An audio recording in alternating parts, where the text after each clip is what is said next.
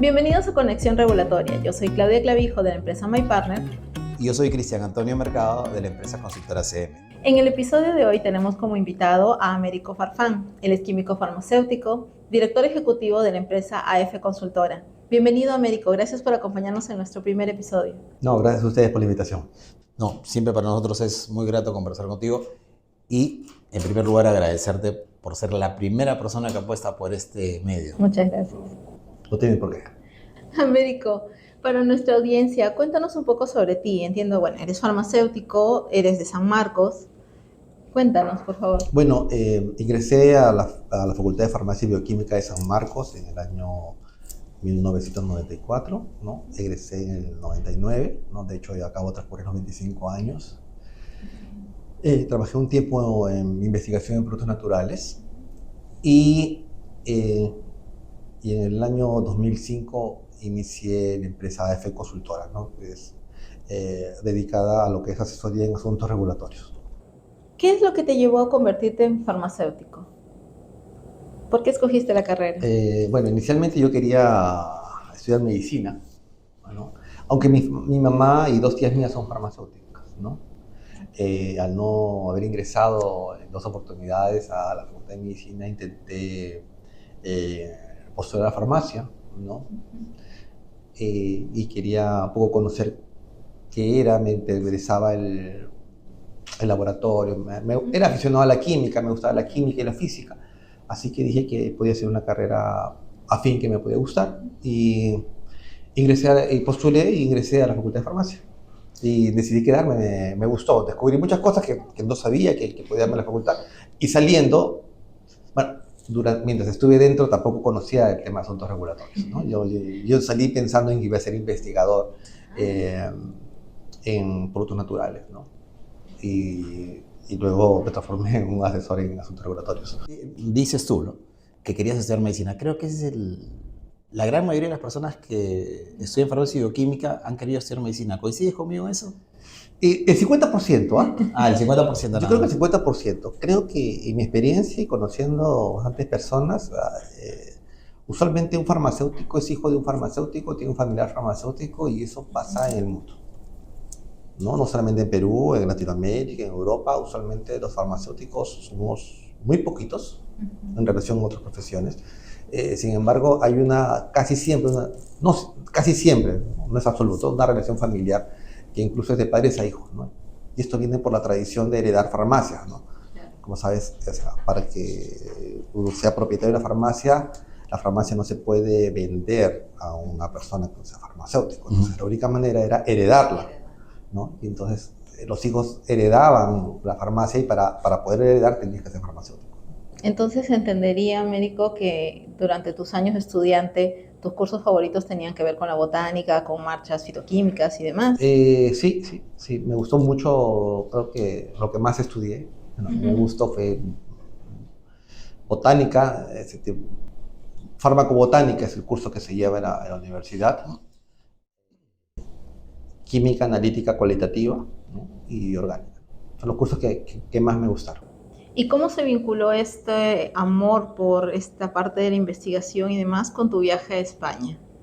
Lo que pasa es que en aquel momento, yo ingresé en el año 94 y en el año 96 decidí empezar a hacer mi tesis, porque ¿para qué acabar la universidad para empezar a hacer tu tesis? Dije, puedo empezar ahora y como toma años, Muy inteligente. tengo tiempo, ¿no? Y empezamos a desarrollar, y busqué un socio, ¿no?, para esta tesis, que fue mi compañero Luis Miguel Meléndez, ¿no? Y con él planteamos un proyecto de investigación etnobotánico y luego fitoquímico y finalizando en farmacológico, ¿no? Y este proyecto de investigación ya etnobotánico y fitoquímico fue el que presentamos a la Universidad Complutense de Madrid cuando terminamos el quinto año y fue aceptado para hacer la parte farmacológica. Y eso nos llevó a la Facultad de Farmacia de la Universidad Complutense de Madrid y poder culminar la tesis, ¿no? Entonces, la parte farmacológica fue desarrollada ya.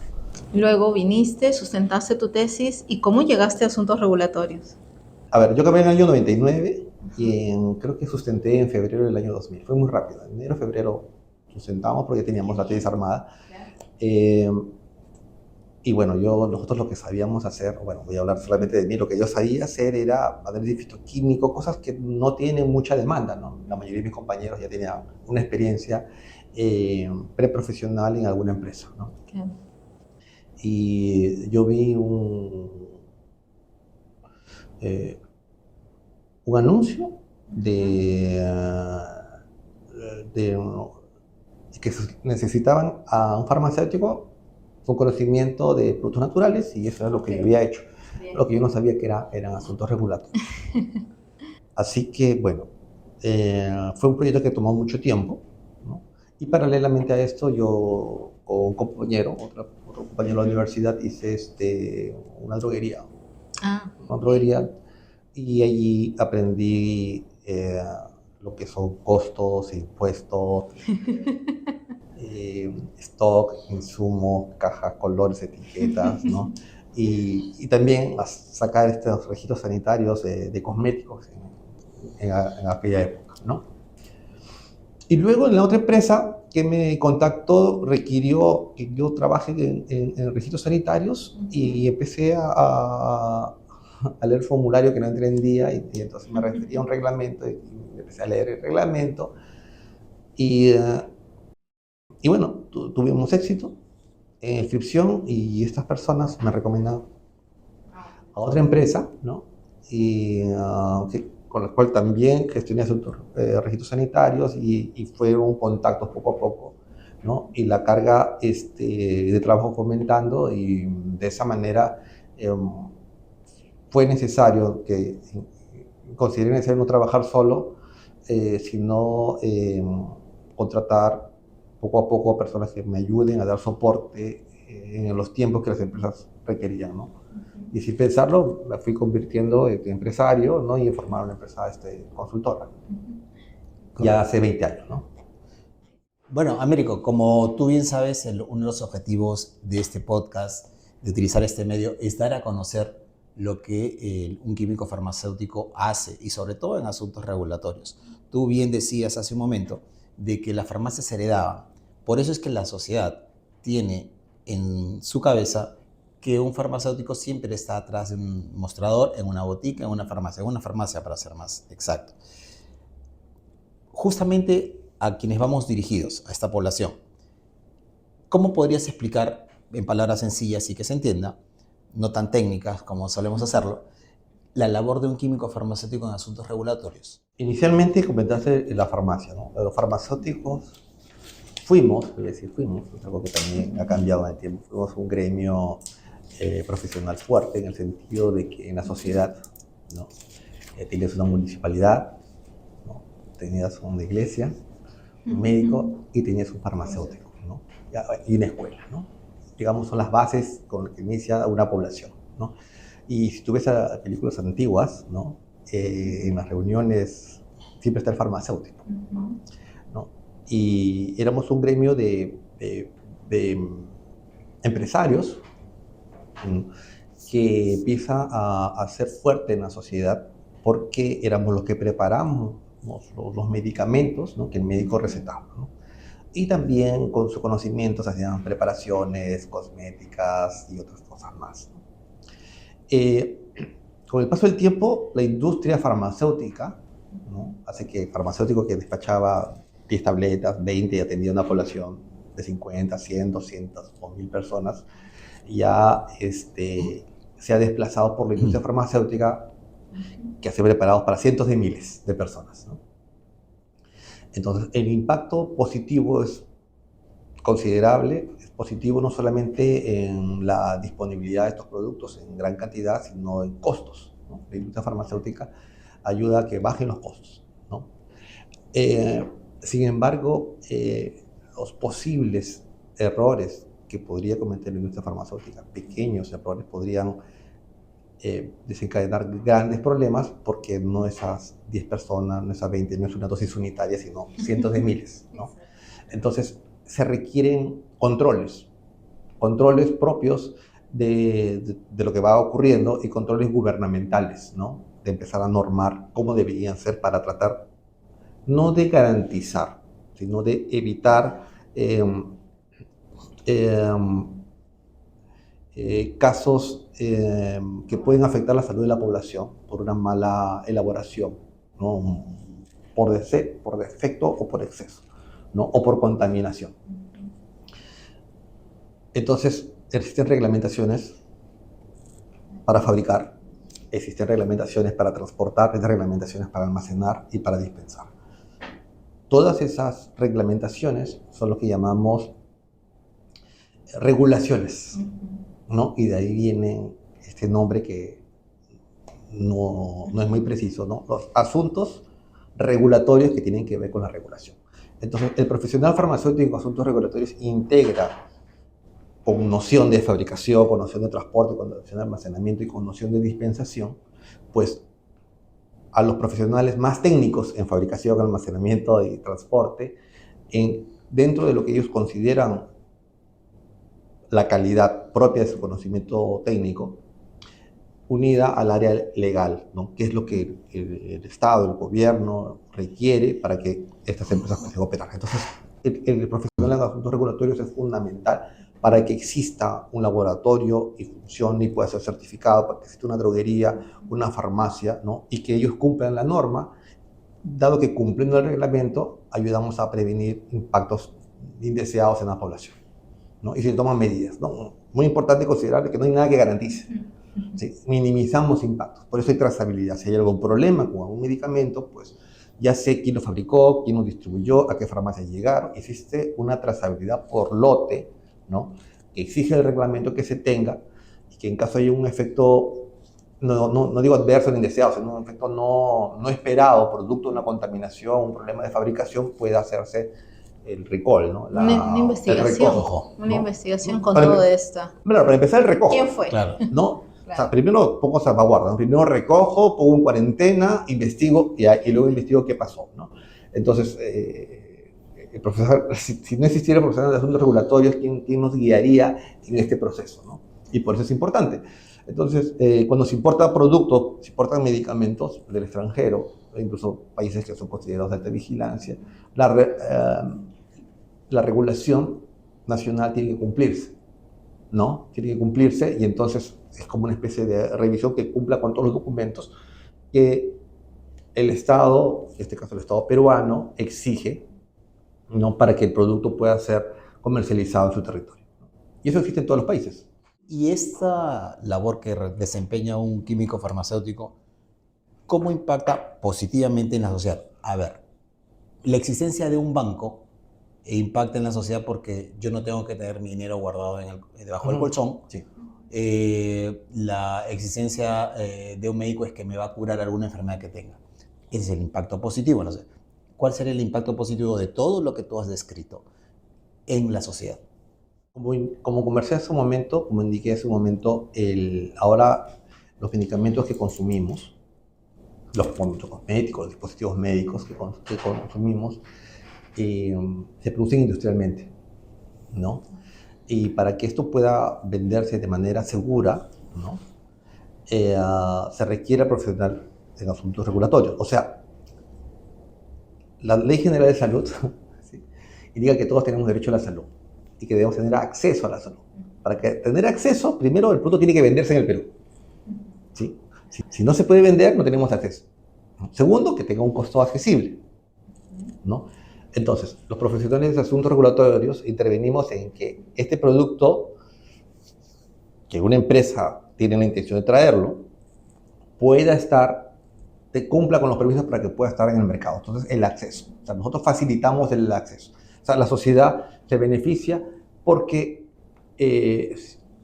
las mercancías restringidas de tipo sanitario, como son los medicamentos, los cosméticos, los dispositivos sanitarios, estén disponibles, ¿no? Y hayan cumplido. Entonces, cuando uno va y compra un producto cosmético, ve que tiene una notificación sanitaria obligatoria, un medicamento tiene un registro sanitario, entonces ha pasado las revisiones que el gobierno exige y en el caso de medicamentos, que el producto es seguro y eficaz, ¿no? Entonces puedo consumirlo, comprarlo con garantía de que el producto es de calidad, todos los productos. Hace unos minutos, en la pregunta anterior, hablabas tú de regulaciones, que hay que cumplir regulaciones en el almacenamiento, en el transporte, en la dispensación. para el público que nos está viendo, para las personas que recién se inician también en esto, o sea, ¿cómo definirías tú? Bueno, más que definir, creo que ya está definido. ¿Qué son las certificaciones y por qué son importantes cumplirlas? ¿Qué es BPA? ¿Qué es BPDT? ¿Qué es BPM? ¿Cómo podrías manejar eso?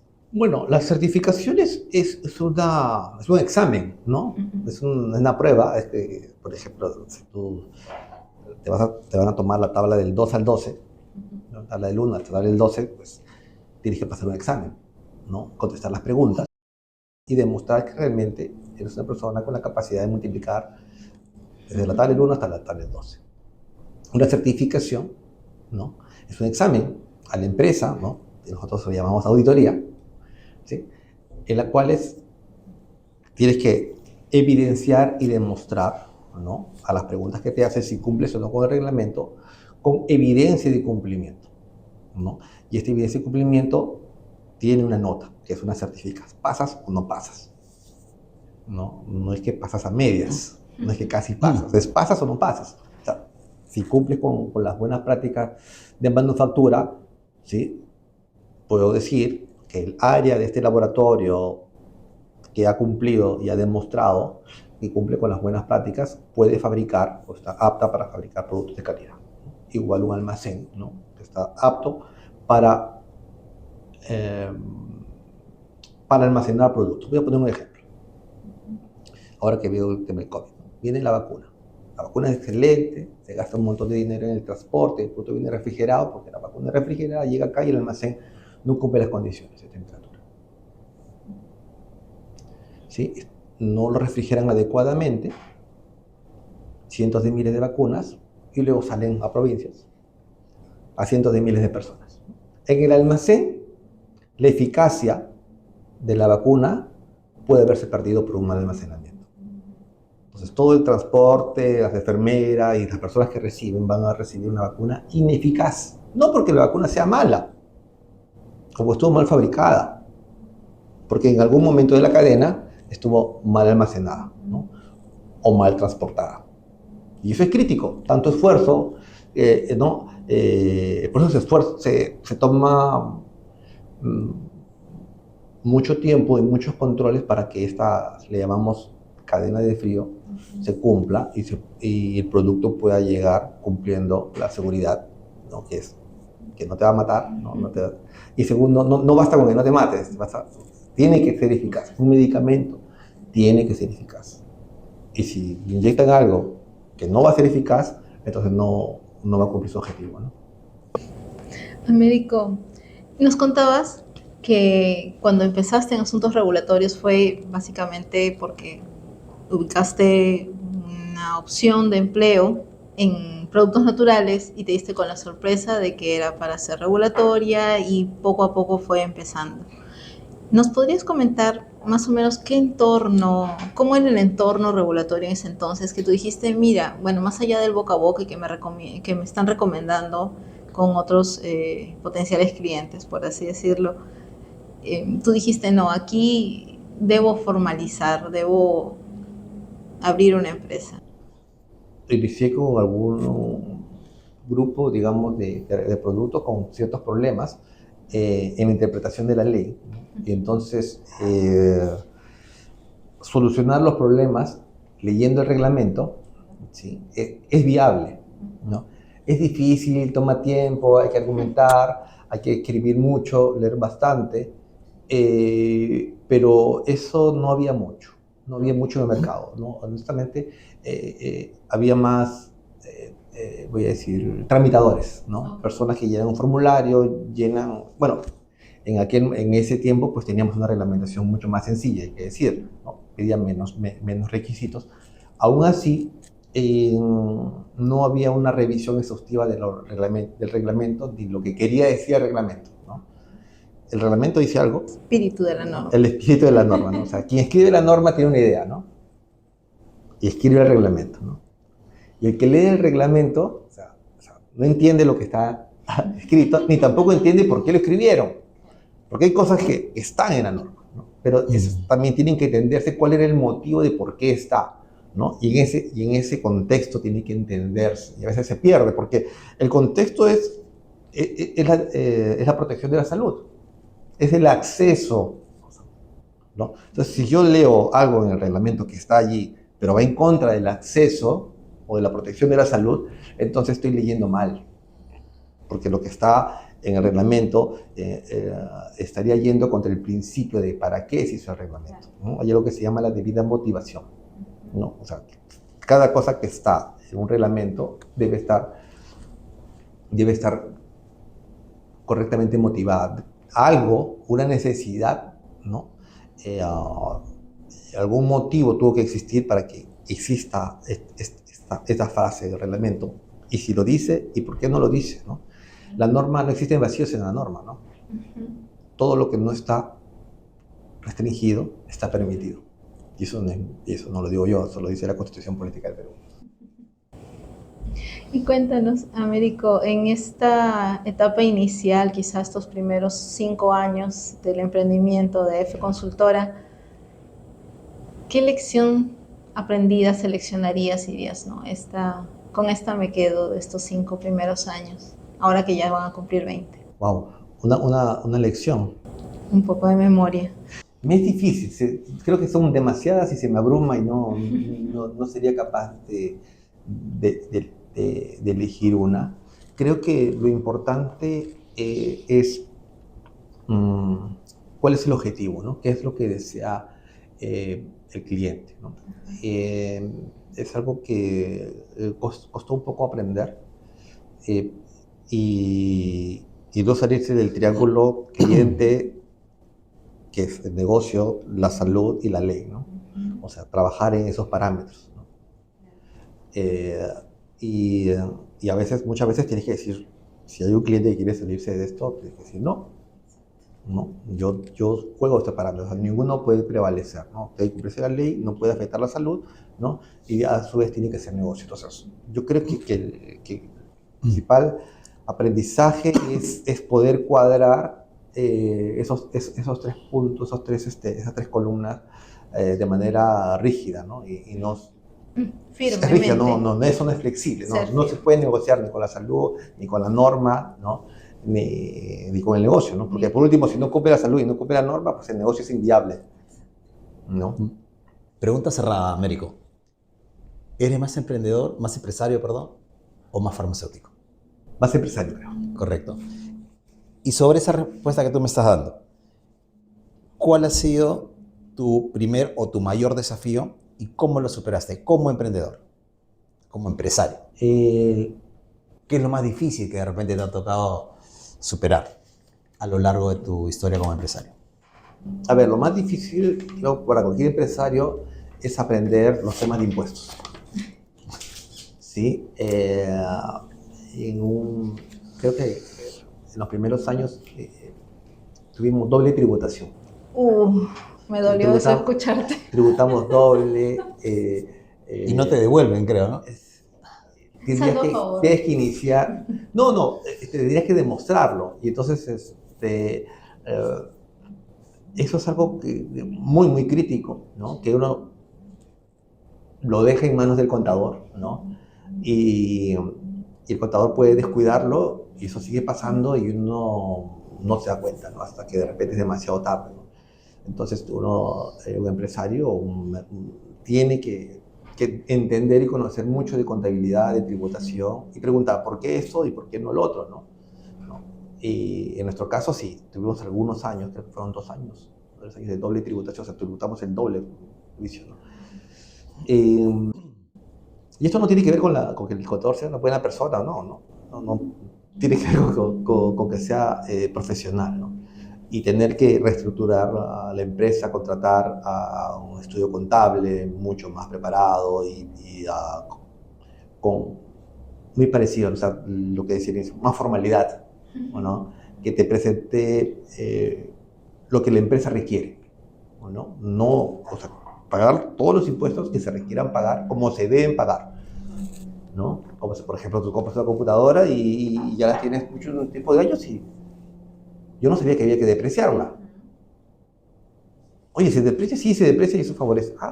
¿no? Y cosas pequeñas que uno no está en nuestra mente de empresario, o farmacéutico, si quieres llamarlo así, el pago de impuestos, ¿no? Y creo que es importantísimo conocer los impuestos, las infracciones, y lo mejor es dormir tranquilo. Entonces, cumplir con reglamentación tributaria es algo que puede ser un dolor de cabeza, pero una vez que las cumples, estás tranquilo. Creo que eso es algo, como empresario, de las cosas más duras que nos ha tocado atravesar. Bajo ese mismo esquema de empresario, supongo que la pandemia, año 21, año 20, ha traído retos. ¿Cuáles fueron los retos que te trajo esta situación? Debo decir que un año antes casi de la pandemia, nosotros ya habíamos eliminado nuestro servidor propio, ya habíamos migrado a la nube. Sí, ya teníamos todos los procesos, los documentos digitalizados. Entonces, digamos que cuando inició la pandemia, nosotros podíamos trabajar de casa, ¿no? Ya teníamos todos los que laboraban en F Consultora, terminales, laptops. Entonces, se quedó la fotocopiadora en la oficina, pero ya no sacábamos copias, ¿no? Ya no era necesario para escanear algunos documentos. Y la visita de almacenes, ¿no? La visita de almacenes y ver cómo hacer para visitar almacén, cómo liberar un producto. Era un desafío inicialmente cuando llegaban las mercancías para despachar, ¿no? Pero más que eso, en mi caso, la pandemia no significó un golpe o una variación. No hubo más clientes porque hubo pandemia, ni menos clientes porque hubo pandemia, ¿no? En el caso, los clientes que yo manejaba se mantuvieron, ¿no? No hubo cambios, no hubo mayores cambios, no hubo ni para arriba ni para abajo. O sea, fue mi experiencia, o sea, no hubo un gran desafío que tuve que afrontar durante la época de pandemia. Bueno, salimos de la oficina, ¿no? A trabajar fuera, ¿no? Pero bueno, más que eso, ¿no? Entiendo que te agarró preparado, digamos. Sí. Más o menos, A o sea, nosotros sin querer queriendo, ¿no? Sí, sin proponernos esto, tratábamos de mirar futuro, y el futuro iba a ser manejar la nube, ¿no? Y ya habíamos migrado a la nube un año antes, ya habíamos digitalizado los documentos, y cuando ocurrió la pandemia, pues eso pasó. Y en general, en la misma línea, ¿no? En la misma línea de pandemia, para el rubro de asuntos regulatorios, ¿qué cambios positivos consideras que dejó esta pandemia? Yo no he notado, o sea, algún cambio ni positivo ni negativo, ¿eh? Las importaciones de emergencia no fue un cambio regulatorio, siempre estuvieron allí. O sea, en mi opinión, no requerían interpretación. Estaba claro, estaba con un caso de emergencia y se permitía. Sacaron una pequeña reglamentación para explicar lo que ya estaba en el reglamento, ¿no? Y eso ocurrió básicamente porque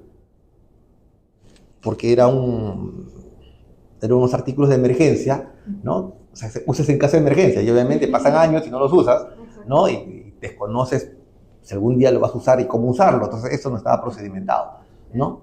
Pero salvo eso, no ha habido ningún gran avance en lo que es asuntos regulatorios. Claro. En ese sentido, hubo mucha interpretación por parte de los evaluadores en este tema de emergencia. Claro. Y te dificultaban las cosas, ¿eh?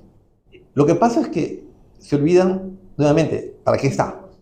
Es de emergencia y el propósito del reglamento es la accesibilidad. Entonces, eso me tiene que facilitar la accesibilidad, ¿no? Entonces, lo único que, bueno, no está procedimentado, genera un procedimiento rápido para realizarlo. No necesita que esté en el TUPA, ¿no?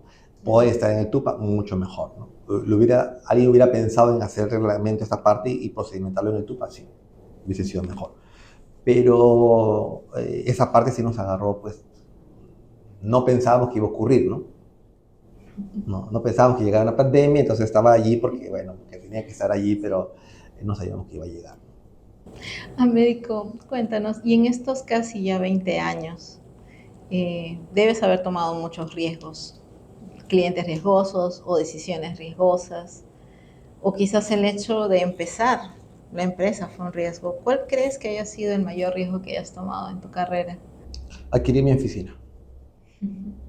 Sí, son riesgos más grandes, ¿no? Cuando decidimos comprar una oficina, ¿no? Porque claro, es una inversión muy grande durante mucho tiempo, ¿no? Y es el riesgo más grande que hemos enfrentado, ¿no? ¿Y la están usando? No. Ese es el riesgo, entonces. Sí, ¿no? Eso, digamos, no fue un impacto, o sea, el impacto negativo con respecto a la pandemia es que la dejó de usar. O sea, no varió, el gasto sigue allí. El gasto sigue allí, está la oficina allí, pero no lo usamos, ¿no? No lo usamos. Y ya, claro, luego de ver y hacer, vamos a decir, eficiente trabajo desde casa, pues no tendría mucho sentido regresar. Pero al final esas decisiones y esas particularidades, nadie se esperaba una pandemia y tú no tenías cómo prever que luego de comprar esa oficina ibas a tener que no usarla y por varios meses, pero al final te dio claridad, ¿no? Te dio claridad en cómo quizás podían optimizar el trabajo, mejorar el Sí, no, flujo. yo creo que el trabajo de casa es el futuro, ¿no? Se adelantó 20 años, ¿no? 20 años lo adelantamos, yo lo esperaba, pensaba todavía estar en un tiempo más en esa oficina, ¿no? Allí, pues claro, no pensaba que iba a venir una pandemia, ¿no? No hubiese atrevido a comprar una oficina, ¿no? Y de hecho, yo creo que no es solamente mi caso, ¿no? Hay muchas oficinas que ya no trabajan al 100%, ¿no? Permanente, ¿no? Hacen mucho trabajo.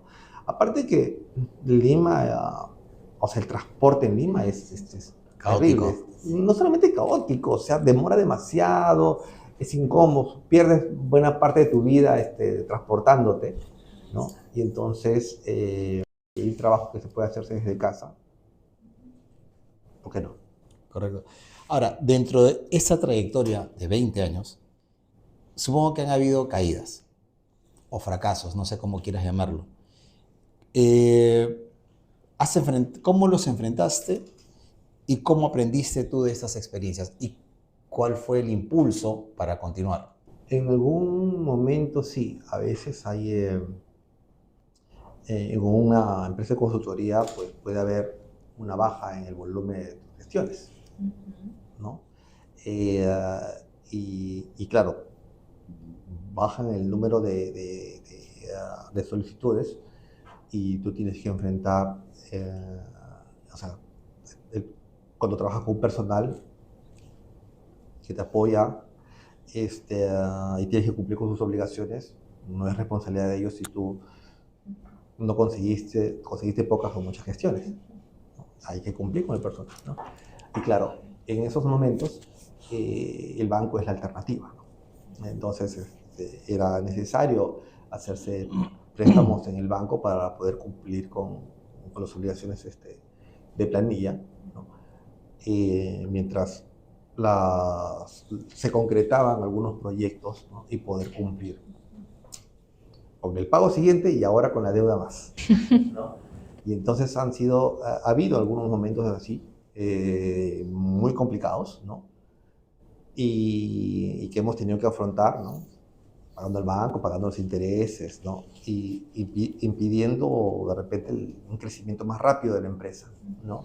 Pero bueno, hemos salido a flote, ¿no? Hemos salido a flote y ya nos hemos consolidado mejor, ¿no? Pero sí, yo creo que lo más difícil es enfrentar eso, ¿no? Yo creo que para todo empresario, ¿no? Eh, nosotros no, bueno, salvo la oficina, pues no tienes un activo muy grande si no es el servicio, son las personas y tienes que cumplir con las personas en los tiempos en que tú has contratado sus servicios.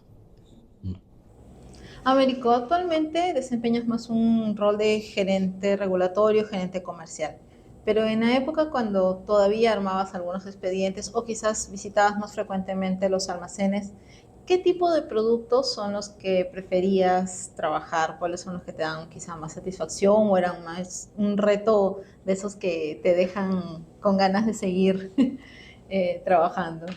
¿Qué recuerdes? Me gustaron mucho los dispositivos médicos, Muy ¿no? interesante. Eh, los dispositivos médicos no odontológicos fueron los productos eh, que yo descubría, ¿no? y que les agarre cariño, ¿no? Es interesante todos los que son resinas, dentales, geles de ácido fosfórico, y eso es interesante, ¿no? Son los productos que más me gustan. Los dispositivos médicos, estos productos van a Digemit, pero como entidades regulatorias tenemos Digesa o Senasa u otras. Dentro de tu experiencia, ¿con qué entidad regulatoria es que has preferido trabajar? Dije siempre. ¿Por qué te Eh, gusta? Creo que al margen de las observaciones y críticas que podemos tener, es una de las entidades de salud que mejor trabaja, ¿no? Eh, no existe ni una empresa perfecta ni una entidad pública perfecta, y siempre vamos a tener discrepancias que alturadamente se pueden aclarar, ¿no? O documentariamente, ¿no? Pero sí, yo creo que Digimit es una entidad predecible que sí ha mejorado bastante con el tiempo. Los profesionales se han preocupado por entender mejor el reglamento, ¿no? Y aplicarlo, ¿no? Y eso se nota, ¿no? No ha sido así, sin embargo, posiblemente con otras entidades, ¿no? Con las que yo he podido tener esta interrelación, ¿no? Básicamente por cumplimiento del reglamento, ¿no? Cosas que están clarísimas y que simplemente se deciden no cumplirlas, ¿no? Creo que anécdotas habrán miles con Digemid, con Digesa, con todos estos organismos, ¿no? Con todas estas entidades del Estado que reglamentan. Pero si estuviera dentro de tu poder, si tú pudieras implementar algún cambio en la normativa, ok, ciñámonos a Digemid, ¿qué cambiarías? Muy poco. Creo que el problema no está en la normativa. No digo que no se pueda mejorar. O sea, hay muchas cosas por mejorar en la normativa. Pero creo que lo fundamental es entender la normativa que tenemos y entender el contexto de para qué está. Yo creo que si se entendiera eso con la normativa que tenemos, podríamos avanzar mucho. No es tan restrictiva, ¿sí? La mala interpretación de la normativa que tenemos, yo creo que es lo que restringe muchas cosas. Y los cambios son para aclarar esas confusiones, pero no tendríamos que aclararlos si es que interpretáramos adecuadamente el reglamento, ¿no? Si entendiéramos el propósito del reglamento. Claro, pero es que cuando hablamos ya de interpretación, no hay una homogeneidad en este sentido. Es que no es un tema de personas, o sea, no es un tema de opiniones. La interpretación no es opinable. Voy a ponerte un ejemplo. El reglamento está basado en una ley. Las leyes tienen que cumplir, digamos, en términos farmacéuticos, el PODEPOES, ¿no? Que es la ley del procedimiento administrativo, que dice cómo debe estar elaborada la ley, cómo tiene que interpretarse cada artículo, ¿no? Y tiene principios, ¿no? Y entonces, si uno conoce esos principios, va a darle una mejor lectura a la ley de salud, a la reglamentación sanitaria, ¿no? Incluso hay un libro que usamos abogados, le tengo curiosidad, nunca lo he visto, que es el libro de Morón, que que te ayuda a interpretar correctamente la ley general de procedimiento, la ley de procedimiento administrativo general, o sea, incluso, ¿no? Entonces, ¿por qué? Porque eso es necesario. No, el señor Morón, que participó en la elaboración de esta ley, pues dijo, esto colocamos este artículo con este objetivo, ¿no? Y por eso debe interpretarse de esta manera, ¿no? Entonces, creo que antes de cambiar la ley, que si toda ley es perfectible en el mundo, se puede cambiar, es interpretarla correctamente, porque tenemos a veces unas buenas reglamentaciones, ¿no? Que simplemente no se entienden, ¿no? Y se generan barreras que no están escritas, que están en la cabeza de la institución o de un funcionario, ¿no? Que lee algo que no está impreso, ¿no? Que lee entre líneas.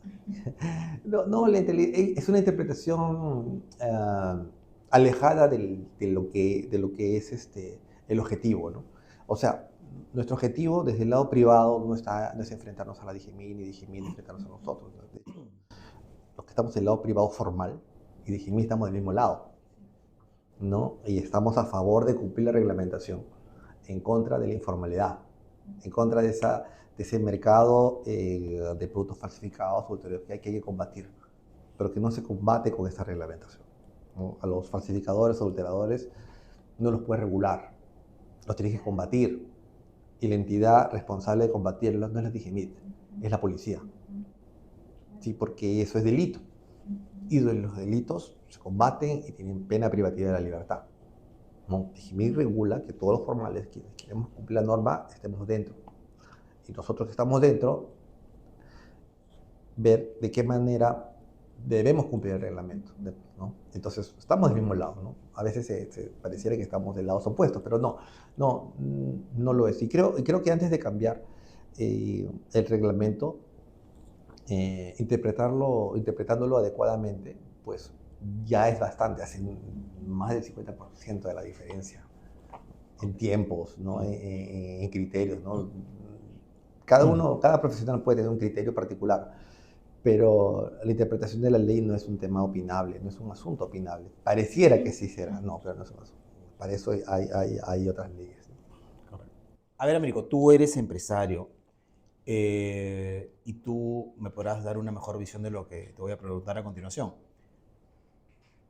¿Por qué es importante desde el punto de vista comercial? O sea, me gustaría que nos enfoquemos en el punto de vista comercial. ¿Por qué es importante para las droguerías, laboratorios, etc., contar con un químico farmacéutico como director técnico? Porque muchos empresarios, hago la pregunta porque muchos empresarios ven como una imposición y no valoran el trabajo de un químico farmacéutico. Ok. A ver, sí entiendo esa percepción de muchos empresarios y no tiene que ver con que tengas o que estés patrocinado por un farmacéutico. Creo que ese no es el problema. De hecho, las empresas tienen, vamos a decir, la imposición de presentar sus balances a la SUNAT y sean firmados por un contador público colegiado. Sin embargo, el mismo empresario no siente eso como una carga, ¿no? ¿Y a qué se debe entonces? Se debe a una mala interpretación del reglamento, ¿no? Con respecto a las droguerías y la responsabilidad del director técnico. De hecho, en una empresa, el pago de impuestos y el correcto pago de impuestos tienen que estar avalados por un contador público, colegiado, que es una especie de notario interno, ¿no? Todas las operaciones de compra y venta de productos farmacéuticos, sanitarios y dispositivos médicos están avalados por un químico farmacéutico. A la hora que sea, esta responsabilidad no tiene un horario, es permanente. Por más que tú pongas 2 horas, 4 horas, 8 horas, la responsabilidad es permanente, como la responsabilidad del representante legal, es permanente. No tiene sentido limitar el trabajo del químico farmacéutico a un número de horas, ni el trabajo de la droguería en un número de horas para controlar que se confunde una droguería con una farmacia. Si tú vas a un médico, quien te atiende es el médico. Profesional, paciente. Si tú vas a un odontólogo, te atiende el odontólogo, no el asistente. Profesional, paciente. Si tú vas a una farmacia, te atiende un farmacéutico, profesional, paciente. Pero tú no vas a una droguería. Las droguerías hacen negocios entre empresas, que a su vez hacen un negocio con una farmacia. No hay una relación profesional-paciente. ¿Sí? No se requiere que el profesional esté en el momento del acto de la compra-venta como si en la compra-venta de un servicio médico, odontológico o farmacéutico. ¿Sí? Entonces, esta imposición que es, voy a decir, una mala interpretación, absurda, por así decirlo, es contraproducente del trabajo del químico farmacéutico, es ilegal porque atenta contra el trabajo, contra la libertad del trabajo y la libertad de empresa, ¿sí? No contribuye en beneficio de la profesión farmacéutica ni en beneficio de las droguerías, ¿no? Y es una mala interpretación del reglamento. De hecho, se corrigió esa mala interpretación en la 021, en el anterior reglamento de establecimientos, y ahora está nuevamente, pero está de una manera tácita y interpretado correctamente, debe aplicarse a los establecimientos farmacéuticos, llámese farmacias y boticas. Y como la lógica nos indica, según el principio de razonabilidad, no es aplicable a las droguerías. Por lo tanto, no necesitaría cambiar la norma. diría razonablemente, no aplica esto para droguería. Sin embargo, pues nos lo aplica. Y este es un problema de la percepción del trabajo del químico farmacéutico o de cualquier empresario, ¿no? Una cosa es que tú tienes una empresa, tengas una juguería y presentes tus balances tributarios con un contador, y otra es que la norma te diga, no, si tu juguería trabaja de 8 de la mañana a 6 de la tarde, tienes que tener al contador el costadito para ver que tú estés entregando las boletas o hayas llenado bien el IGB. No tiene sentido. Nosotros, ¿cómo veríamos a esa imposición del contador? De la misma manera de que el empresario ve al farmacéutico, que se lo ve en un horario impuesto, ¿no? Que no se requiere, ¿no?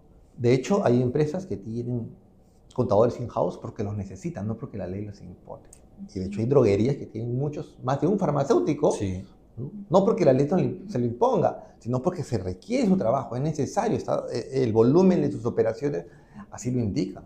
Pero sin embargo hay empresas, sobre todo en dispositivos médicos, que importan unidades de muy alto valor, por cierto, pero que no se venden todos los días. ¿Sí? No todos los días se venden implantes cocleares, ¿no? O tomógrafos. ¿Sí? Eso no sale, pues tampoco hay, no puedes importar por lote, ¿no? Ni almacenar, ni pasar el tomógrafo y ponerlo de cuarentena disponible, no tiene sentido. De hecho, los importadores de tomógrafos, entre comillas, incumplen la ley, pero no la incumplen si tú aplicas un principio de razonabilidad, por lo tanto no están incumpliendo, ¿no? Quien no interpreta adecuadamente la norma, que ya está, pues ocasiona un problema, ¿no? Un problema al final de disponibilidad, un problema de la salud, ¿no? Y eso es lo que no nos damos cuenta, ¿no? Continuando con esta razonabilidad, y el Estado lo que pretende es, sí, porque siempre lo mencionan, es abaratar el costo tanto de los medicamentos como de los dispositivos médicos. Sin embargo, a través del tiempo te van poniendo más certificaciones, más reglamentaciones que cumplir. Esto lo escucho y lo recojo de varios empresarios con los que converso. Esto genera un costo. Sí. Y ese costo, nos guste o no nos guste, como empresa que somos, va a trasladárselo al cliente paciente, final, al al paciente en este paciente. caso. ¿Cuál es tu opinión al respecto? O sea, ¿cómo pretende el Estado abaratar costos o que tengamos más acceso, económicamente hablando, a estos medicamentos o dispositivos médicos si te ponen más reglamentaciones que cumplir? La labor del Estado es la regulación, ¿no? El control y la vigilancia, y eso está muy bien. Y si un producto amerita, razonablemente hablando, mayores controles, habrá que hacerlos y los costos tendrán que incrementarse. Yo estoy de acuerdo con eso. Sin embargo, ¿realmente amerita? Esa es la pregunta. ¿Realmente amerita que se pidan A o B requisitos que no puedes controlar? ¿Sí? Entonces, eso es lo que hay que ver. O sea, si es necesario tener que poner una barrera burocrática legal, se tiene que hacer. Pero ¿en qué casos? En muchos casos no aplica, ¿no? ¿En qué casos realmente debería aplicar? Entonces, ese razonamiento, ¿no?, en profundidad no se realiza. Porque se hacen intentos, pero no hay una integración en pro de la disponibilidad del acceso al medicamento, al dispositivo médico, entre el Estado y la industria privada formal, ¿no? Y encontrar juntos una solución, ¿no? Yo creo que se han hecho en algunas ocasiones, las veces que ha ocurrido, yo creo que ha tenido una mejor resultado, un mejor resultado cuando se ha podido, se ha permitido exponer los argumentos técnicos al área privada, que porque esto no tendría sentido y porque esto sí, ¿no?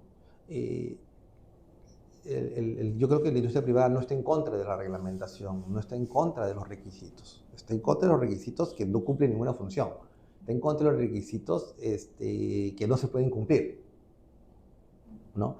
Y esa es la oposición, ¿no? Pero la empresa privada no está en contra de los requisitos, no está en contra de las barreras burocráticas, voy a decir, legales, sino estamos en contra de las barreras burocráticas ilegales, aquellas que no se pueden cumplir, aquellas que atentan contra el comercio, a que no logran, no están pensadas para cubrir el objetivo, ¿sí? Estamos en contra, también me considero, estoy en contra de esas barreras burocráticas ilegales, y la cual hay muchas, unas que están plasmadas en el reglamento, sí, y otras, pero la gran mayoría no están plasmadas en la reglamentación, están plasmadas en el ejercicio de reglamentación, ¿no? Una mala lectura, ¿no? No, tampoco no digo acá una mala intención, ¿eh? Es una incorrecta lectura, solamente la persona que está sentada lee algo que no está allí, ¿no? Y lo lee de repente inapropiadamente porque no conoce los principios de la ley de procedimiento administrativo ni cómo debe interpretarse, ¿no? Yo creo que por ahí va el asunto. O sea, antes de cambiar algo, yo capacitaría, ¿no?, en estos principios, ¿no? ¿Y para qué hacemos esto, ¿no? ¿Cuál es el objetivo? Mencionas justamente capacitación para interpretación de la norma, pero nosotros también requerimos de mucha capacitación muchas veces, y como profesionales nos ha tocado participar en varias etapas del lanzamiento de un producto, no solo en la parte regulatoria, que es el registro sanitario, ¿no?, sino también muchas veces el proceso de importación, ¿no? ¿Crees que es importante que un farmacéutico regulatorio conozca sobre la regulación de importaciones? Sí, o sea, es importante que conozcamos las regulaciones, ¿no?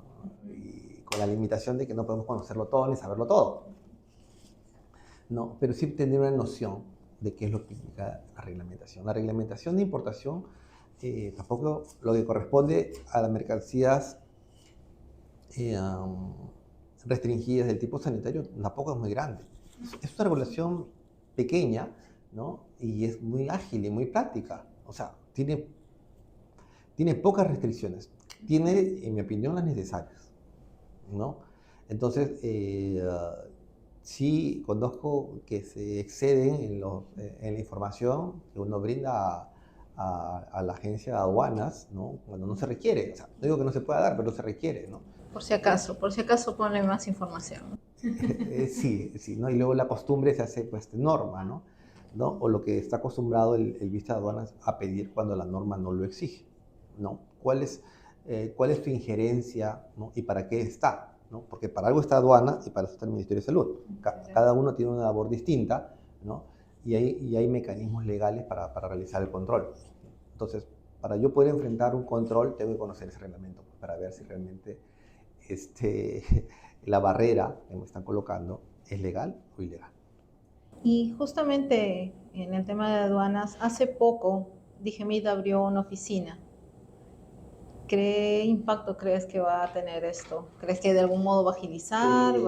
Siempre ha habido un representante del Ministerio de Salud de Digemid en aduana, ¿no? No sé si tenía o no tenía oficina, ¿no? Pero lo que pasa es que un producto para ser importado tiene que cumplir la norma aduanera, ¿sí? Y la función del representante de la Digemid básicamente es técnica, ¿no? Por respecto a que si este dispositivo es un rayos X, porque hay una aplicación que me hace ver los huesitos, ¿no? Y el farmacéutico de la Digemid dirá, no, pues esto no es un dispositivo rayos X. Y el técnico aduanero no tiene por qué saberlo, ¿no? Más que eso, algunas otras cosas más yo desconozco, porque las normas que se tiene que cumplir es la de aduana. Tomemos nota que una vez que el producto ha sido desaduanado, pasa a cuarentena, no se va a vender. Y entonces allí entra un control de la autoridad sanitaria para ver si el producto es apto o no para la venta, si el producto se tiene que destruir, si el producto se tiene que repatriar o acondicionar. Entonces, ¿cuál sería la función del funcionario de Digemid en aduana? Básicamente para discrepar si el producto o no es un dispositivo médico, básicamente dispositivos médicos, o si es un medicamento o es un producto dietético.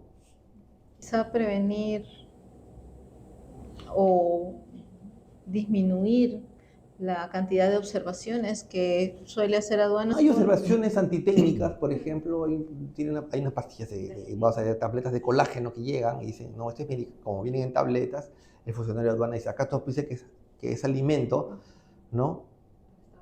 Y es un medicamento.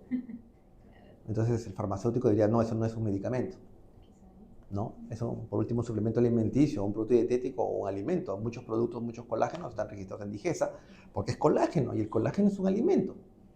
Es un alimento en una tableta y como nuestra legislación lo permite, puede estar registrado en Digesa, puede estar registrado en Digemit como producto dietético, incluso puede estar registrado como producto natural. ¿Sí? Y las tres normas que se superponen son legales, y entonces, pero no es un medicamento. Alguna vez me tocó ir a aduanas a explicar ese asunto. La respuesta del vista de aduanas, me acuerdo mucho, no, sí es un medicamento, porque eso sirve para tratar la artritis. No, señor, esto no tiene una eficacia terapéutica. Esto solamente es colágeno. ¿Sí? No. Esto le recetó el doctor a mi mamá que sufría de artritis y desde que toma este producto ya no sufre de artritis. Digo, bueno, qué bien por su mamá, pero esto no es un medicamento. Este producto no tiene estudios clínicos de eficacia terapéutica. ¿Sí? Este producto es un suplemento alimenticio. Vamos a decir, que está bien que lo consuma en tabletas, muy bien, también lo puede consumir en su dieta, ¿no? En las patitas de pollo, patas de cerdo, patas de vaca que tienen alto contenido de colágeno. ¿Sí? Y es lo mismo, son las patas de vaca, ¿no? Hervidas, se concentra esa gelatina, ¿no? Se concentra y se pone en una cápsula, luego se tabletea y ese es lo que consume. Ese es el colágeno, no hay otra cosa. No hay una síntesis química de por lado. Entonces, yo creo que el profesional técnico especializado de Digemit puede ayudar a resolver esas discrepancias, ¿no? Bueno, sí, anécdotas hay varias. También tengo anécdotas parecidas, ¿no? Donde el primer filtro es aduanas. Y aduanas se pone, al no conocer el tema, dificulta muchas veces el proceso de importación. Y a veces no solamente lo dificulta, sino que lo entorpece y no permite. Por tecnicismos porque el aduanero pues considera A como lo que tú estás contando, pero resulta que no es tan A, pues, ¿no? O sea, sino que debería ingresar esa mercadería. Pero bueno, pasando a otro tema, de tu perspectiva. Tú has visto durante los 20 años que tienes de trayectoria y eres un referente en la industria farmacéutica, el tema de asuntos regulatorios ha ido cambiando a lo largo del tiempo, a lo largo de tus 20 años. ¿Cómo visualizas tú la evolución de asuntos regulatorios en los siguientes 10 años y qué consideras o cómo consideras que los que hacemos asuntos regulatorios y las generaciones venideras se deben preparar? Tenemos el desafío de los nuevos productos, ¿no? Hay nuevos productos, nuevas tecnologías, vamos a ver, en dispositivos médicos, hay ya robots, ¿no? Y en productos, en medicamentos hay productos biológicos, ¿no? El desafío de la revisión de dossiers va a ser más complejo. Pero también hay gestiones que no requieren una evaluación, ¿no? Que lo puede hacer un software, ¿no?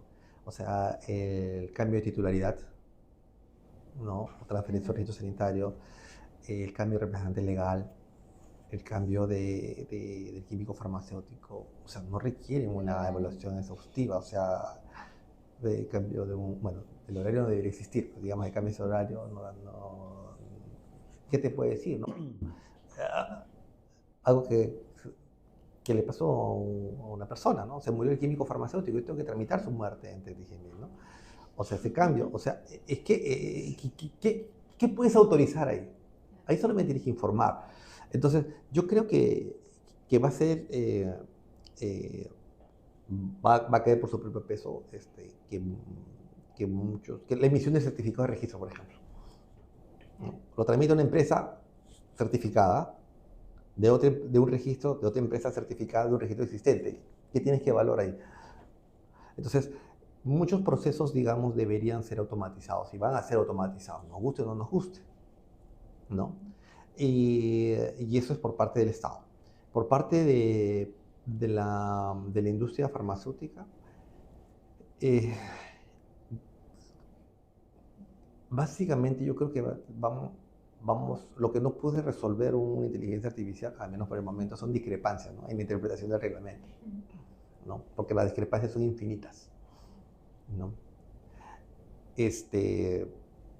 Sí, todo lo absurdamente imaginable es infinito,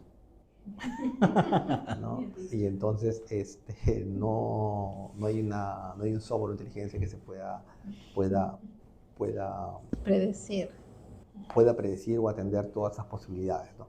Y creo que va más por allí, ¿no?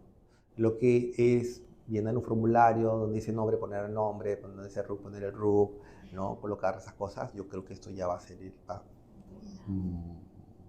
a desaparecer, ¿no? Es inevitable. Y justamente aun cuando existan estos bemoles en el tema de asuntos regulatorios, para aquellos estudiantes de pregrado, bachilleres que están buscando un espacio dentro de la carrera,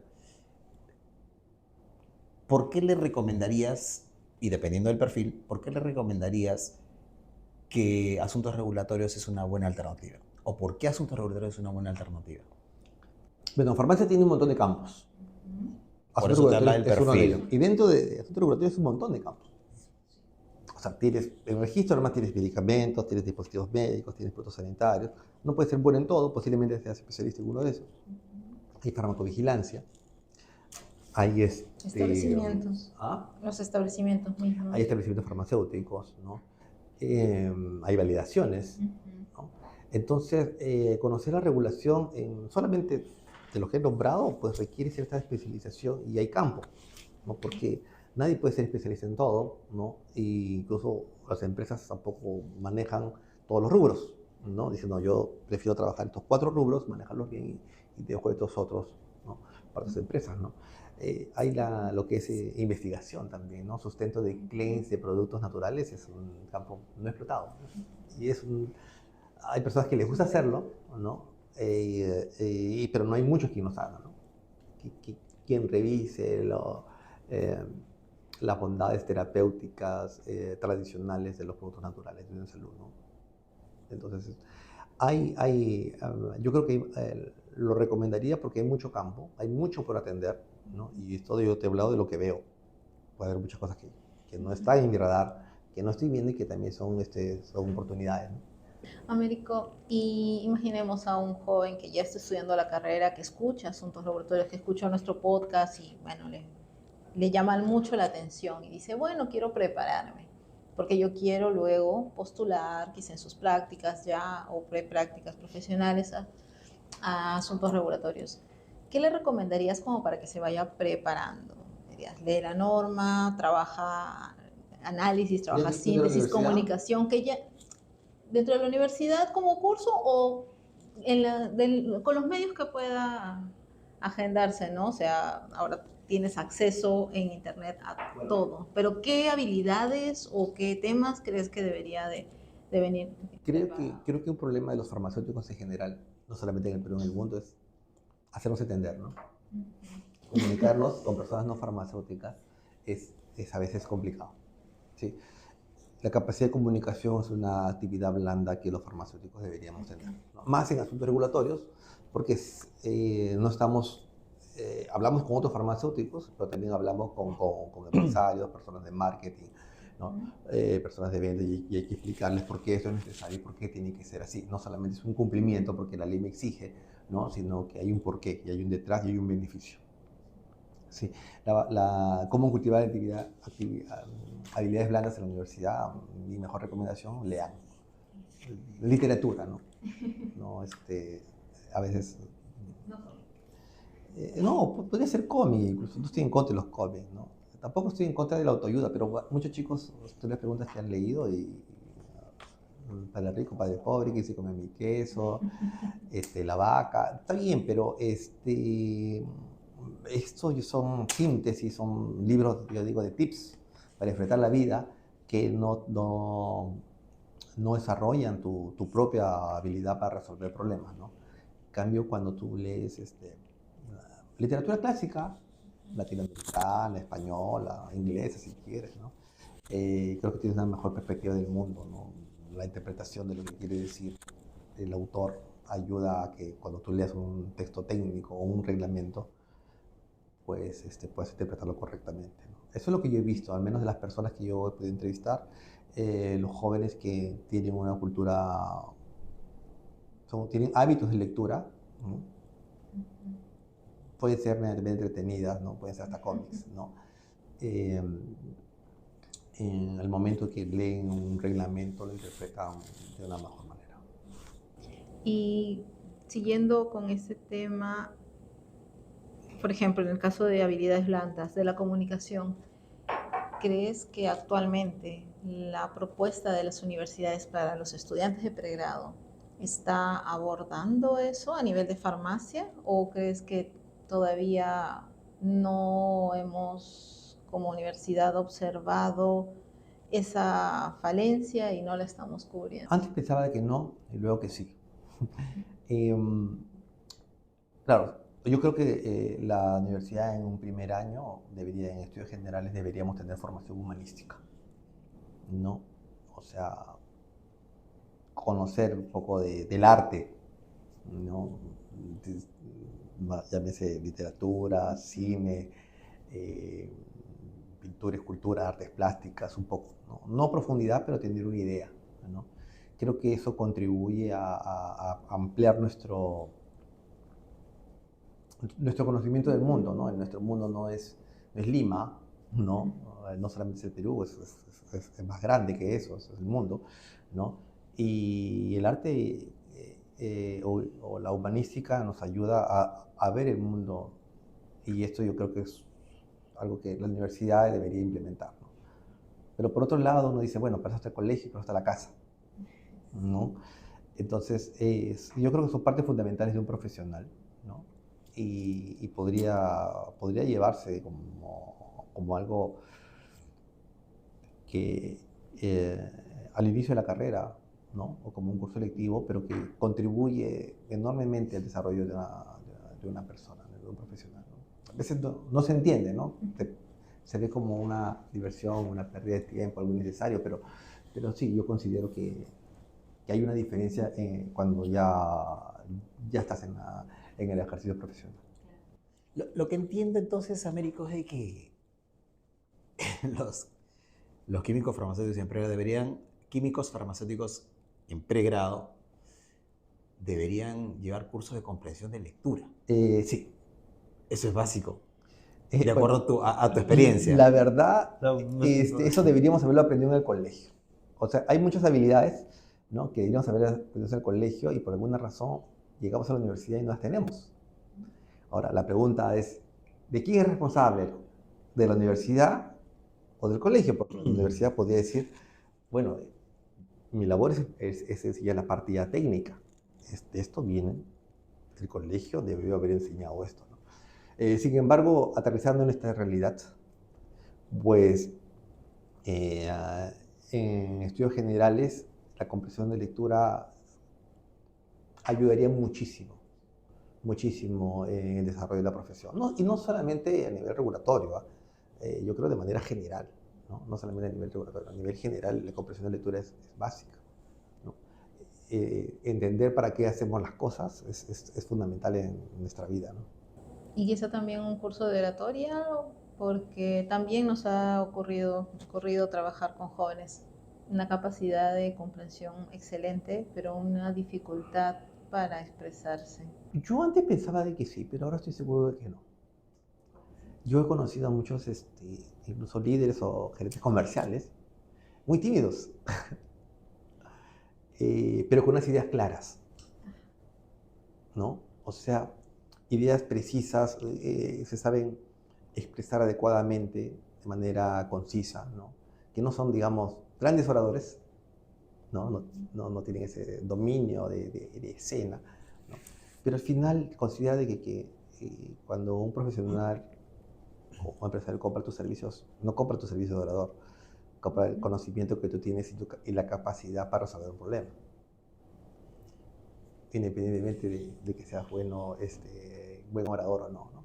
Ojo, La capacidad de comunicación es otra cosa, ¿no? Si puedes comunicarlo bien, no necesariamente eres un buen orador, pero si puedes comunicar bien, creo que es un avance a lo que es el desarrollo profesional. Eso pasa con las profesiones médicas, ¿no? Tú vas a un médico igual y te dices, yo confío más en este doctor, que me explica mejor, preciso, ¿no? Y eso da una relación de confianza entre el profesional y el paciente, o un profesional y un cliente, ¿no? Mira, tú ahorita estás abordando el tema de la comunicación. Yo personalmente sí creo de que en general cualquier profesional debería tener capacidad de comunicación y más aún cuando vende un servicio. Nosotros vendemos un servicio y si bien es cierto no te van a contratar por tus habilidades de orador y como tú bien lo dices, sí te van a contratar por tu capacidad de resolución de problemas, tienes que, porque para mí uno es una empresa, Claro. uno mismo es una empresa y más aún si tienes una empresa y tienes que comunicar. Entonces tú tienes creo que saber vender tu servicio. Y para saber vender tu servicio, considero que tienes que tener la capacidad de comunicarlo adecuadamente. Porque Exacto. como hablábamos hace un momento, o sea, hay un tema muy técnico.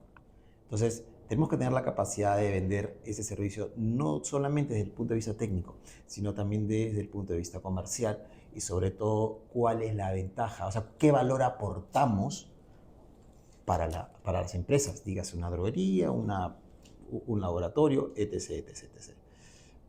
Yo por lo menos creo eso. No sé tú qué opinas. No, completamente de acuerdo contigo. O sea, la capacidad de comunicar y poder resolver problemas es el valor agregado de cualquier profesional, ¿no? No solamente farmacéutico, ¿no? De cualquier profesional, ¿no? Mi observación era básicamente sobre mi reflexión sobre, ¿se requiere ser un gran orador o no? ¿No? Entonces, o sea, ayuda mucho, ¿sí? Pero no es indispensable, ¿no? Creo que con tener las cosas, conocimientos claros, ¿no? Y poderlos comunicarlos adecuadamente es más que suficiente. Ahora, sí coincido contigo que hay personas que son tímidas, pero cuando van a comunicar algo, cuando se paran al frente de alguien, se convierten en unos animales, ¿sabes? En el buen sentido. Se convierten en unos animales y desarrollan todo. Eso sí creo, y lo he visto. Eso sí. Bueno, pasando un poco a otro tema, un tema ya más tecnológico. Hoy en día estamos prácticamente ya abrumados con el tema de inteligencia artificial. ¿Tú usas inteligencia artificial? ¿Cuál usas, si es que la usas? ¿Y cómo crees que esto va a impactar en un futuro cercano en asuntos regulatorios? Indirectamente usamos inteligencia artificial todos a tener el celular, ¿sí? El celular ya más o menos ya sabe qué queremos, en un rato me va a avisar a qué hora debo dormir, ¿no? Eh, yo todavía no, digo todavía no, porque sí pienso utilizar la inteligencia artificial, estoy empezando a conocer. Creo que la inteligencia artificial va a automatizar muchos procesos, como decía hace un momento, ¿no? Que realmente no requiere un análisis profundo, ¿no? Humano, y que son procedimientos. Al ser procedimientos, puede ser hay un código de computadora para poderlo hacer, entonces no requieres, o sea, ya está procedimentado. No se requiere un pensamiento elaborado. ¿Cumples o no cumples el requisito? Si lo cumples, aprobado, si no, rechazado, ¿no? Creo que la evaluación de dossiers complejos en su mayoría podrían ya ser revisados por la inteligencia artificial posiblemente. Ahora, siempre va a haber discrepancias y cosas que no se van a entender, ¿no? Y allí es donde va a requerir que esa inteligencia, que alguien pueda revisar estos dossiers. Por el momento, en los siguientes 10 años, no creo que haya hasta el momento, o accesible al menos, una inteligencia artificial que pueda, con cierta fiabilidad, pues, revisar un dossier, ¿no? O sea, hasta el momento, ¿no? Hasta el momento, más de los 10 años, ¿no? Sí, ¿no? O sea, yo creo que ya la tecnología está para que se aplique. Todavía va a tomar un tiempo porque, ojo, también tiene que ser accesible, ¿no? Las computadoras cuánticas existen, hacen cuestiones matemáticas muy avanzadas en muy corto tiempo, pero no está, o sea, no es que tú vayas ahora a la tienda y te compras una computadora cuántica. O sea, de hecho lo compran países, ¿no? Por supuesto, elevadísimos y para procesos muy, muy complejos, ¿no? Que van a estar al alcance, digamos, de nosotros, no sé, pues ahí yo le daría 20 años, ¿no? Puede ser que sea menos, pero no es un tema solamente, no es un asunto de que esté, sino que esté disponible, ¿no? Américo, actualmente estás muy activo en Consalud, en la Cámara de Comercio. Cuéntanos un poco en qué te has desempeñado, cuéntale a nuestra audiencia qué hace un farmacéutico regulatorio a nivel de Consalud y de la Cámara. Bueno, actualmente soy miembro de la Junta Directiva de Consalud. Antes era el único farmacéutico que estaba en la Junta Directiva. Usualmente los empresarios que forman parte del comité no son farmacéuticos, ¿sí? Eh, yo, dentro del comité, soy presidente del sector de productos, no voy a llamarles suplementos alimenticios. Ahí están los alimentos, ahí están los dietéticos y están los productos naturales de uso en salud, ¿sí? Eh, ¿Qué se hace en la Cámara en Consalud? Básicamente, eh, los empresarios se reúnen para ver problemáticas en común, ¿no? Y presentarlas muchas veces ante el Estado, eh, haciéndole ver la afectación no solamente al lado empresarial, sino a la disponibilidad, cómo afecta la disponibilidad de los medicamentos, los dispositivos médicos u otros productos a la población, ¿sí? Como decía, a veces este lado está desconectado, ¿no? Y estamos del mismo lado, pero estamos desconectados. Eh, Proponemos mejoras en el reglamento, ¿no? Y también en Causalud se llevan algunos reclamos, ¿no? Sustentados que el sector, el gremio de la industria siente, ¿no? Que se está, que están siendo afectados, ¿no? Por parte de, digamos, de la evaluación, no del reglamento, sino de la evaluación, ¿no? También del reglamento, pero la mayoría de ellos son sobre algunas interpretaciones del reglamento, ¿no? Que están mal llevadas y que no contribuyen a la mejora de a la mejora de la salud ni contribuyen a lo que es el desarrollo de maquinaria de salud. O sea, el Estado necesita a las empresas que importen medicamentos, dispositivos médicos, tengan stock para poder vender, ¿no? Si no está el empresario para que pueda importar, almacenar, comercializar, pues el Estado compra directamente muy poco. Entonces, se requiere que los empresarios como socios estratégicos del Estado peruano, pues cumplan las regulaciones y pongan a buenos precios, a los mejores precios posibles, pues los productos que la población necesita.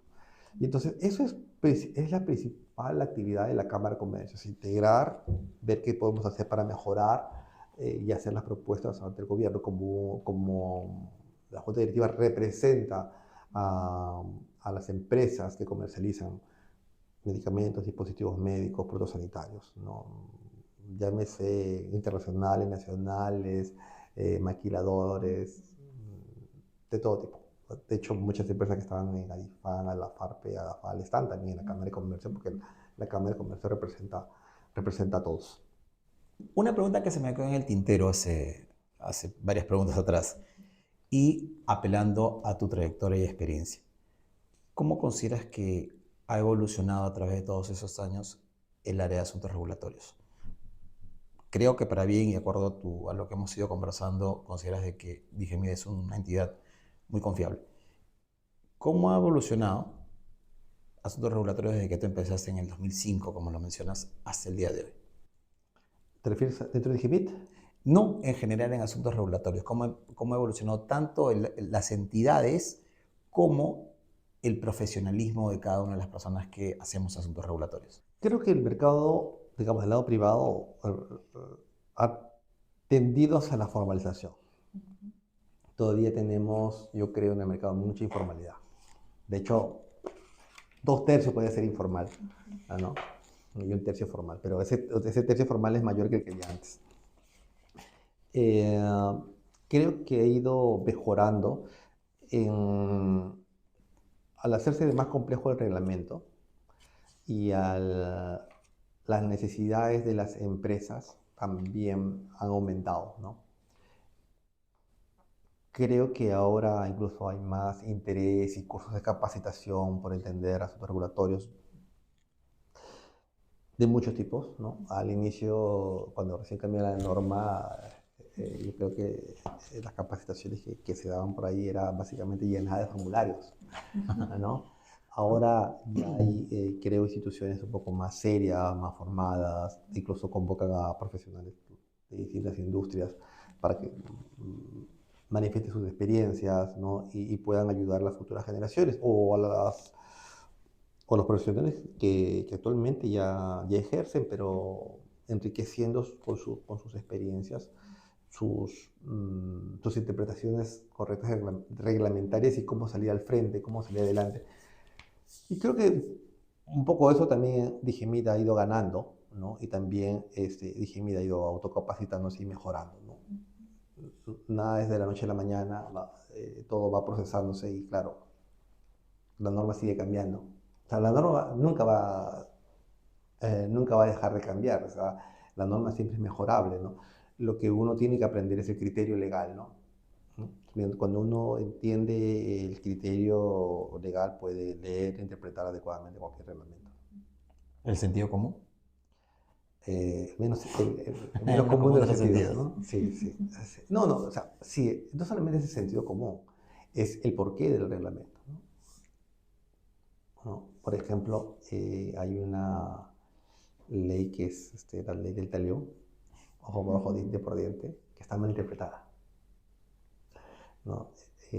Yo creo que está mal interpretada porque se entiende como una venganza, ¿no? Eh, pero no. Consideremos que esto fue el rey que propuso esta ley, pues era un estadista, es un hombre muy inteligente, ¿no? Yo me podía pensar si esta persona pone dentro de su códex legal un artículo relativo a la venganza y no es tanto así. Sí, son penas duras, ¿no? Pero lo que nos dicen resumidas cuentas es que eh, la infracción o la pena debe ser proporcional al daño ocasionado. Y esa es nuestra legislación. Las legislaciones del mundo, ¿no? Y de la peruana sí, ese principio, ¿no? Que la pena debe ser proporcional al daño ocasionado, ¿no? Así debería interpretarse ojo por ojo, diente por diente, ¿no? La del talión, ¿no? No como un tema de venganza, no como un asunto de venganza, sino como que lo que se quiere lograr, ¿no? O castigar debe ser proporcional al daño que se ha ocasionado, ¿no? Y eso también está en la Ley General de Procedimiento Administrativo, ¿no? Cuando se generen restricciones, pagos, multas, deben ser proporcionales a los fines que se persiguen. Y precisamente que mencionas la Ley de Procedimiento Administrativo General, nosotros hasta con la 010 teníamos aprobación en silencio administrativo positivo para medicamentos y con el cambio pasamos a silencio administrativo negativo. Sin embargo, hace poco se aprobó una ley que aprobaría automáticamente algunos medicamentos y tratamientos para ciertas enfermedades huérfanas raras, incluso menciona oncológicos. ¿Cómo crees? Aún no estaremos proyecto de reglamento, pero ¿cómo crees que podría impactar esto? ¿Qué opinión tienes?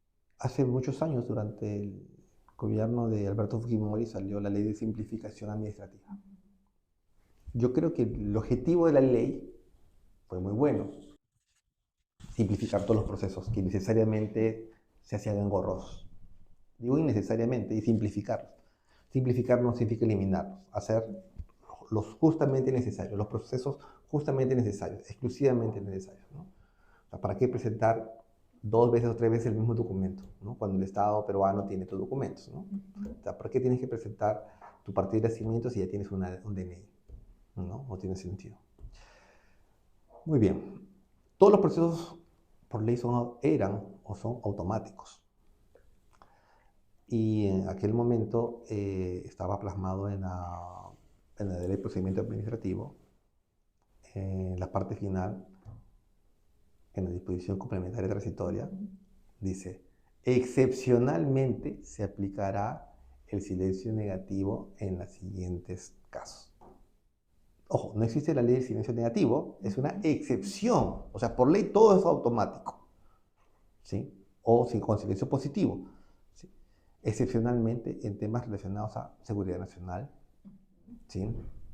Salud, o aquellos que pueden perjudicar el interés público, ¿no? Entonces, bajo esa idea, todos los procesos que se llevan deben ser positivos, salvo la demora, ¿no? O la automaticidad o el silencio positivo podría afectar la salud. ¿De qué manera puede afectar la salud? Vamos a decir, un cambio de horario químico farmacéutico, ¿no? La renuncia de un gerente general, un cambio de tipo. Representante legal. Legal, ¿no? ¿De qué manera? ¿Por qué no hacerlo automático? O sea, lo que quería hacer el Estado en aquel momento era no premiar la ineficiencia. O sea, yo me demoro, o porque soy lento, o porque tengo mucho trabajo, y considérate denegado. Porque eso es el silencio negativo. Pasa el plazo y considérate denegado, ¿no? Y no es el sentido, ¿no? No es el sentido. Tiene mucho sentido un silencio negativo para un registro sanitario, por ejemplo, en los casos de las vacunas, estas que alguien por ahí se inventó, dijo, esto cura, pero no había evidencia científica. O sea, yo no le puedo dar una aprobación automática, ¿sí? O aplicar un silencio positivo solamente porque presentó un expediente que lo probó con pollitos, ¿no? O sea, tampoco. O sea, en esos casos no se puede aplicar un silencio positivo, ¿sí? En esos casos tiene que aplicarse un silencio negativo, porque está afectado el interés público. Ahora, ¿qué pasa con los productos que vienen de un país de alta vigilancia, ¿no? Perdón, antes de eso. La norma indica que en algunos casos, ¿no? Cuando se vea afectado el interés público, debe aplicarse silencio negativo. La norma no dice que todos deben ser silencio negativo. Y lo que tuvimos es que se colocó en el TUPA que todos eran silencio negativo a rajatabla, y eso no se sustenta. O sea, no cumple con lo que la ley dice, ¿sí? Porque dice, aquí dice salud, salud, pues. No, seguridad nacional, entonces, claro, no.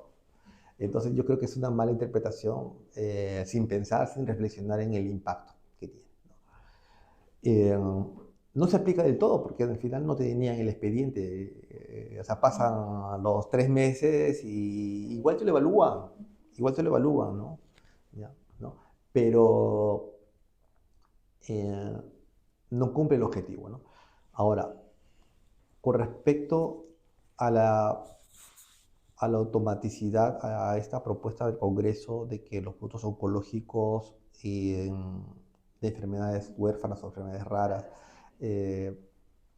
con el simple presentación del certificado de libre venta del PEI de alta vigilancia es automático. Según mi interpretación, eso no te exime a que tú presentes el dossier. Esa ley no te lo dice, no dice que tienes que presentar dossier, pero en mi opinión no tienes que decirla, porque la 29459 no se deroga. No está diciendo la ley que no tienes que cumplir con los requisitos. Lo que está diciendo es que al presentar el certificado de libre venta tienes una aprobación automática, pero no significa que no tienes que presentar el dossier.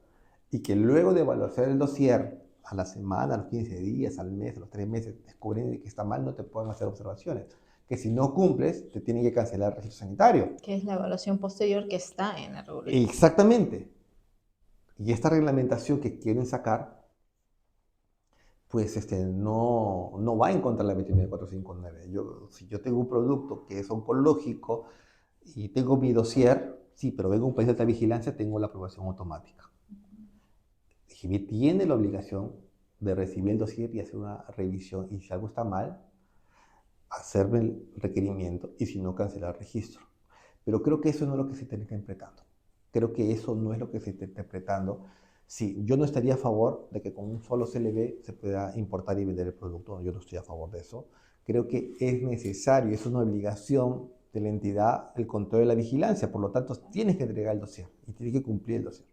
Ojo, que lo que dice la ley es podría aplicarse también a productos oncológicos.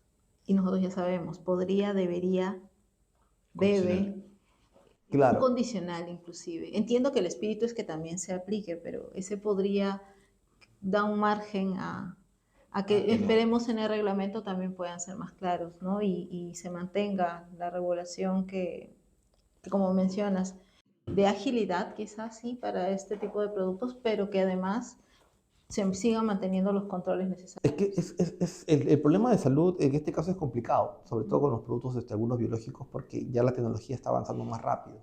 Que Y la entonces, en regulación. tanto tú tienes un producto biológico que demora 2 años, y no es por la capacidad del evaluador, es porque hay muy pocos evaluadores.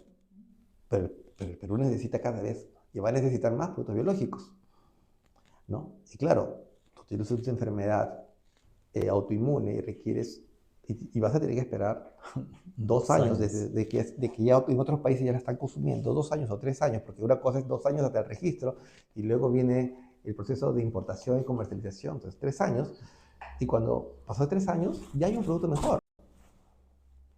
¿Sí? Y hay un producto mejor, entonces posiblemente la empresa diga, ¿sabes qué? No, ya no pienso vender, quiero registrar el nuevo, Y otra vez 2 años. ¿no? Y entonces, nunca vas a poder lograr tener un producto de calidad, o sea, un mejor producto. Siempre estás 2 años atrás o un año atrás, ¿no? Actualmente tenemos 3 años, 2 años, con suerte llegaremos a 1 año y medio, 2 años.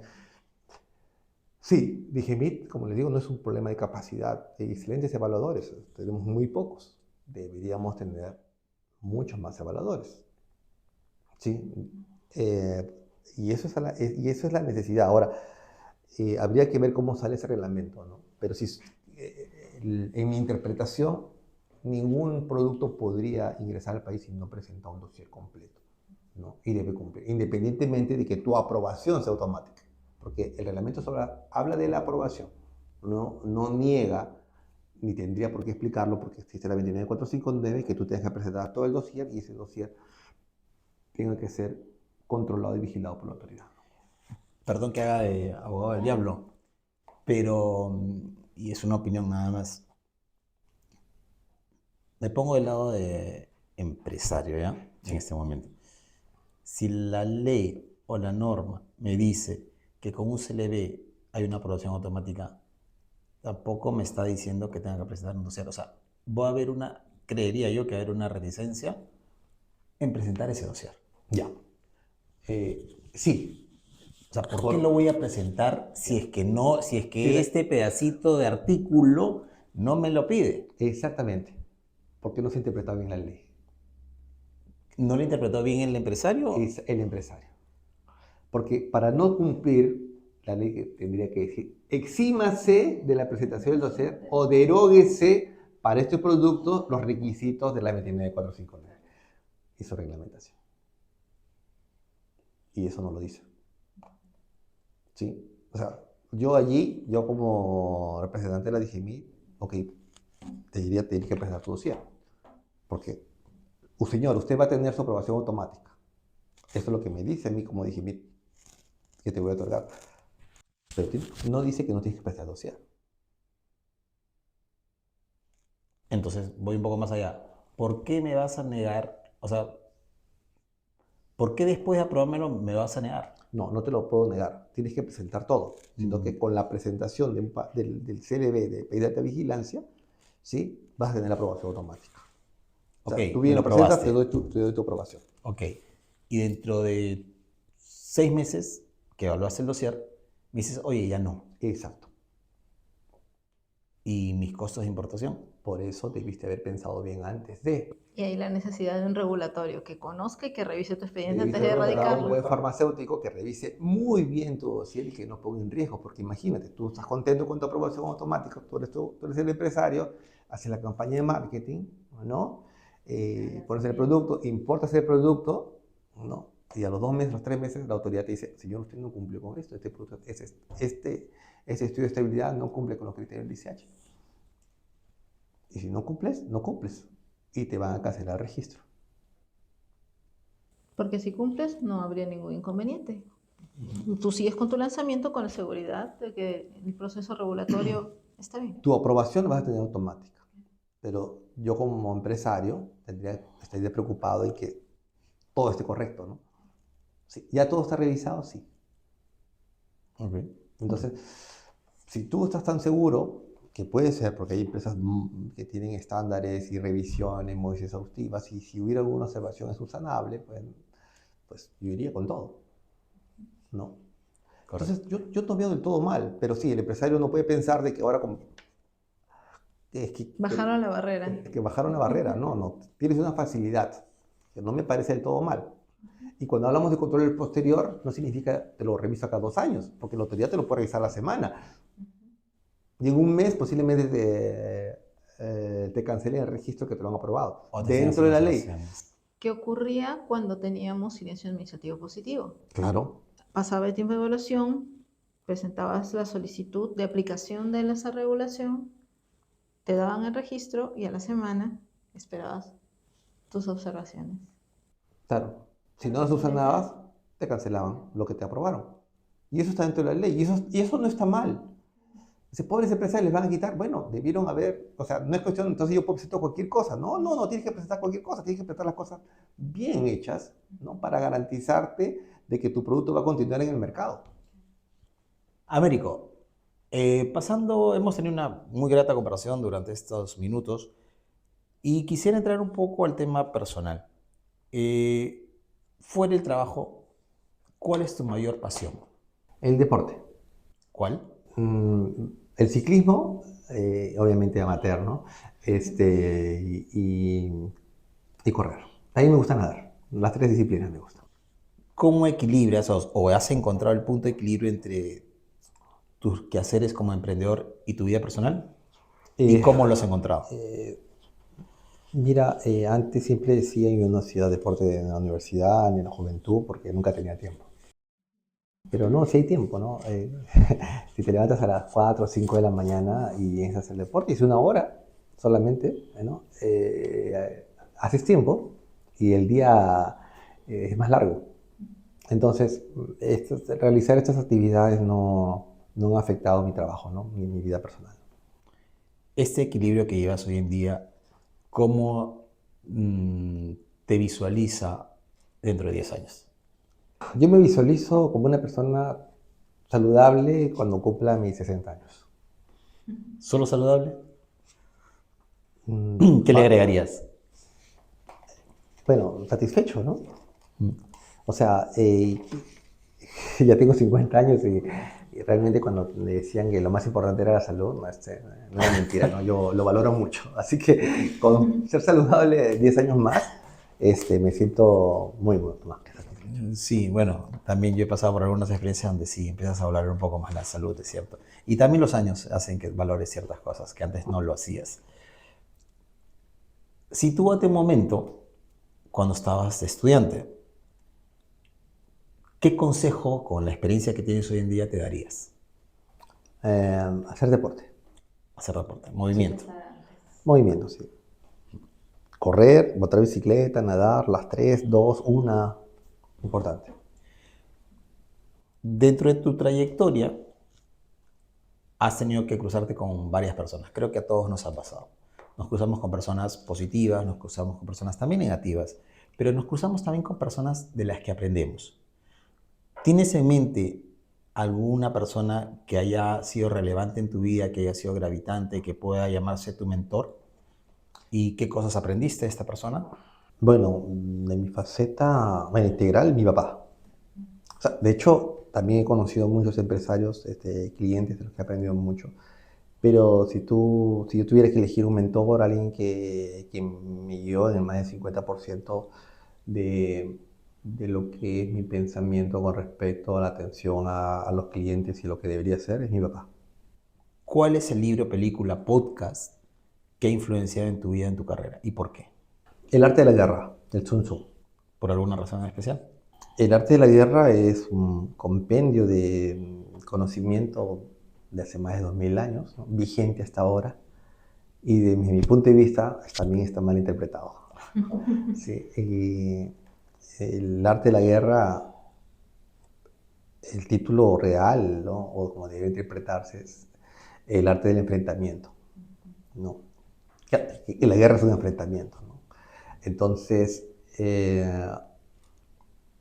ese es un libro que le empecé a leer hace muchos años, no lo termino, es muy denso. Y el libro está escrito en verso, en versos que significan, después una frase que significa muchas cosas para interpretar, ¿no? Está comprimido, ¿no? Diríamos ahora sipiado, ¿no?